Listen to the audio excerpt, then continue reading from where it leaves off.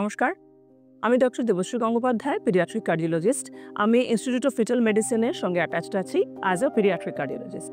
আমি খুব briefly discuss করব যে হাই রিস্ক প্রেগন্যান্সি কাকে বলে এবং কী কারণে আমরা ফিটাল ইকো এই হাই রিস্ক প্রেগন্যান্সিতে রেকমেন্ড করে থাকি।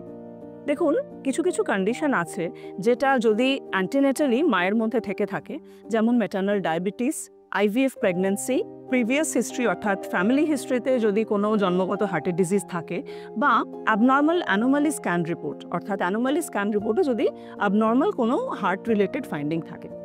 এই ধরনের প্রবলেম অ্যান্টিনেটালি আমরা দেখি, তবে সেই প্রেগনেন্সিগুলোকে হাই রিস্ক প্রেগনেন্সির আন্ডারে আমরা ধরি এবং সেই সব ক্ষেত্রে ফিটাল ইকো রেকমেন্ড করি জেনারেলি।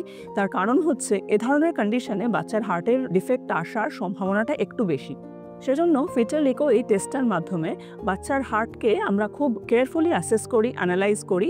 যদি কোনো গঠনগত বা স্ট্রাকচারাল প্রবলেম থাকে, যদি কোনো ফাংশনাল প্রবলেম থাকে, বা যদি কোনো রিদম রিলেটেড প্রবলেম থাকে, এই সবই কিন্তু ফিটাল ইকোর মাধ্যমে জন্মের আগেই ধরতে পারা যায় এবং প্রয়োজন মতন তার এগেনস্টে বাচ্চার জন্মের আগেই আমরা ব্যবস্থা নিতে পারি।